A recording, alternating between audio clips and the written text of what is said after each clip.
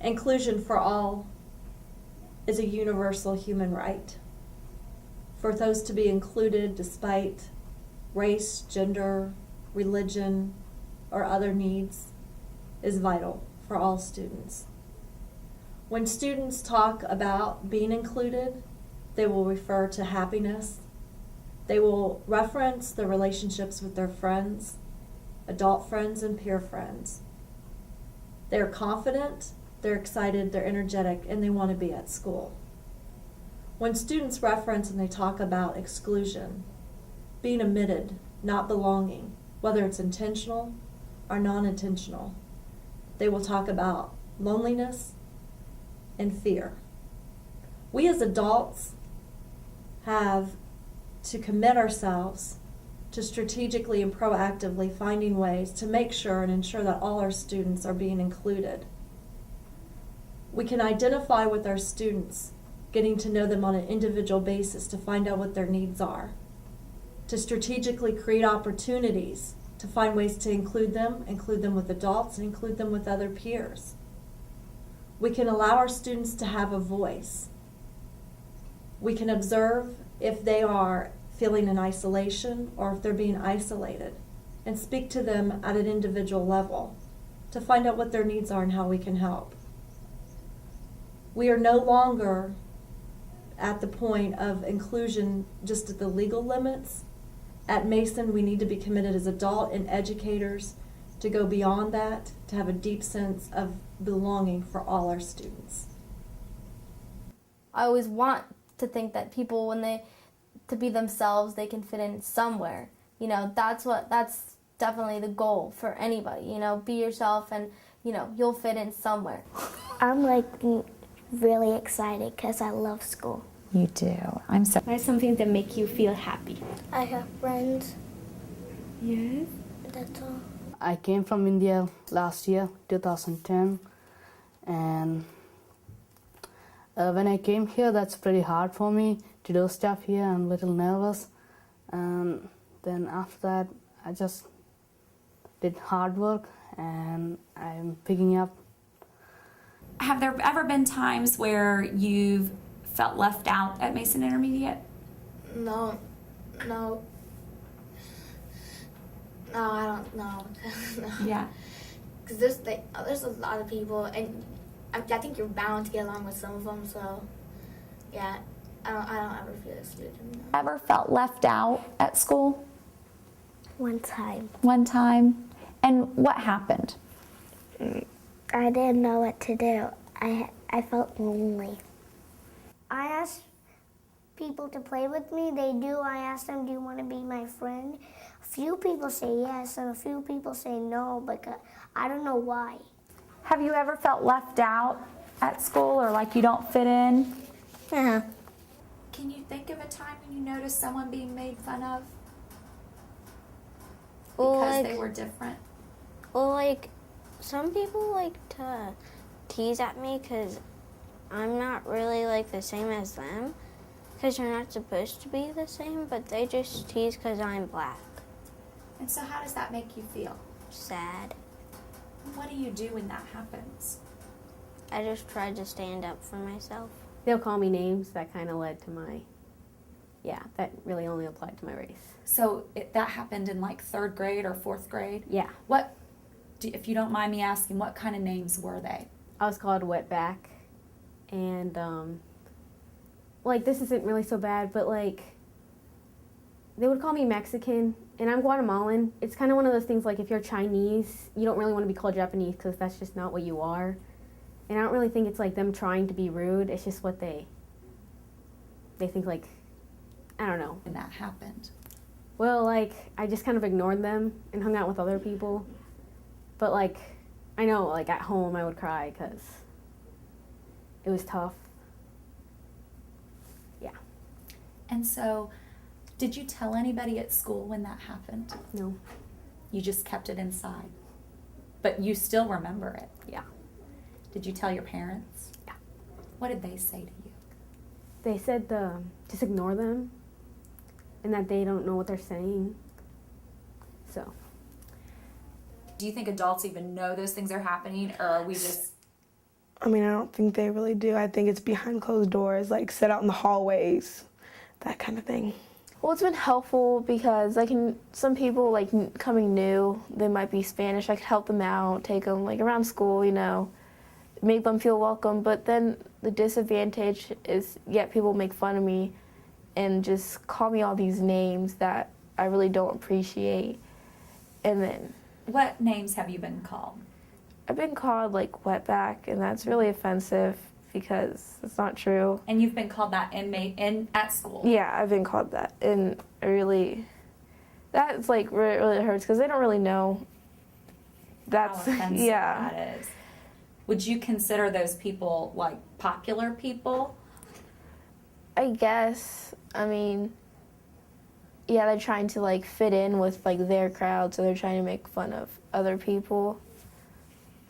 Or hard to make friends at Western Row? It's kind of hard and kind of easy because you have to like fit in with everybody, and you have to like want to do the things that the cool kids do. They probably don't really understand how it feels. I mean, they could say, hey, stop, that's not nice. But they'll still keep doing it because they don't really care about what people say. They just care about what they want to do and how they want to fit in with everybody else. Most of the time, I'm myself, but sometimes I feel like I have to adjust. And so what's that like when you're adjusting, or when does that happen?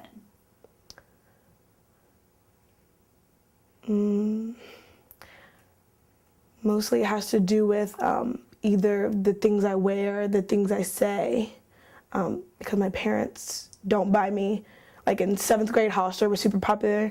My parents didn't buy me Hollister. They thought they were cheap, thin, flimsy clothes. And I mean, I did too, but I was like, well, I want to fit in. I want to be like the other kids. So it was hard, like everybody wearing Hollister, and then it'd be like, or they'd be watching that movie. I couldn't go out and see the movie. My parents wouldn't let me spend $10 to go to a movie. Like, so that kind of thing. Yeah. Or like the way I do my hair sometimes, like they're like, why is your hair like that? Or like, your hair's this way, or your hair's that way, or like, I don't know, the things I'm accustomed to. And how would you describe popular kids in Mason? Mostly American kids with cool clothes and stuff, and they're not afraid, they're outgoing and stuff. I think money is like important. If you want to be popular, you need to have lots of money to get stuff. Have you had any moments here in Mason where you have been the only African American child in class? Yeah, in most of my classes. I am now. You are now? Yeah. In how many of your classes? I think like 3. Okay. And how does that make you feel? I mean, like, I don't feel different or anything because I have friends in those classes. Mm-hmm. And I mean, when I was younger and I would be the only one in there, my mom would try to put me in other classes with African American kids so I wouldn't feel left out, but I never felt any different. Yes, the first year I just felt like, because I came from a school where there's like a lot of African Americans, a lot of like there's bigger ones, like races, it's like equal. There's like a lot of whites, a lot of African Americans, a lot of Native Indians, that type of stuff. Mm-hmm. Here it feels like just less, way less, and it just seems like it's just very rare. And how does... I have a few Hispanic friends because my parents, they go to a church in Spanish, and so like I know people from there, but that's in Hamilton, I think, so that's pretty far away. But I guess here in school I don't really have too many Hispanic friends. Like, well, I know personally I don't really hang out with a lot of Hispanics. I've always wanted to. When you hang out with the same culture, there are things that you have in common, like language and I guess culture, the way you're raised usually, even though there's so many different Hispanic countries. But at the same time, I feel like we're all still people and we all still have different personalities. And I don't always see myself fitting in with Hispanic people, because, personally I grew up, here in the United States, and I grew up more American, I guess. I wish that everyone anyone that didn't have friends, people could, even though they don't want to be friends with them, they could at least help them? Like when people are like not included, it just makes me feel sad because so I would go up to them and say, "What's the matter?" And then I'll just like tell them like I'm your friend, like so you have nothing to worry about. So you have a friend. Well, I guess they don't do anything to like exclude anybody, so I guess that's pretty important.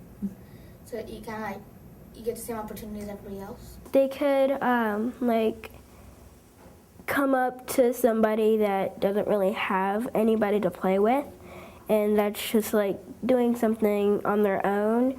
Then somebody could come up and the teacher could say, "Do you have anybody to play with?" Or "Would you like to play with this girl?" or "Would you like to play with this boy?" Because then it would make them feel better and make them have more friends, and it would make them like be more happy, and they'll always have somebody to play with, like outside at recess or inside. And Well, I would usually make everyone stop bullying. If they were bullied, they would probably go to Mr. Messo. His bullying is not good for the school. And usually I don't want really food fights or anything, or being mean or yelling.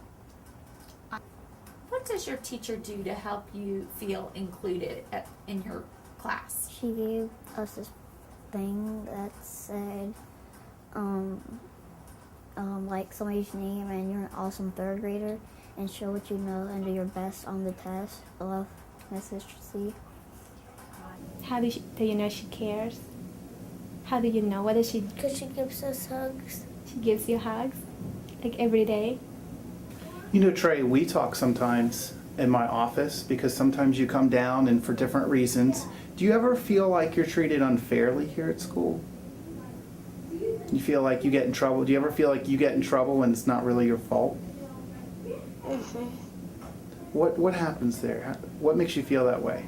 Do you think other people try to get you in trouble sometimes? Mm-hmm. Can you remember any times where that happened? But you know it's happened, hasn't it? Mm-hmm. How does that make you feel when you get in trouble and you don't think you should be in trouble? Sad. Sad? Any other feelings that you get? What's another feeling? That I might get grounded by my mom. Mm-hmm. Mrs. McCarty, 100%. She's probably in the top. Mr. Coates, he's not here anymore. I know like a lot of my teachers, like Miss Lehman, she's always talking about, like today when Miss McCarty came in, she was like, Umi, you know, you can talk to me if anything ever happens. I know when I was going through stuff my freshman year, I had a lot of teachers that I could talk to.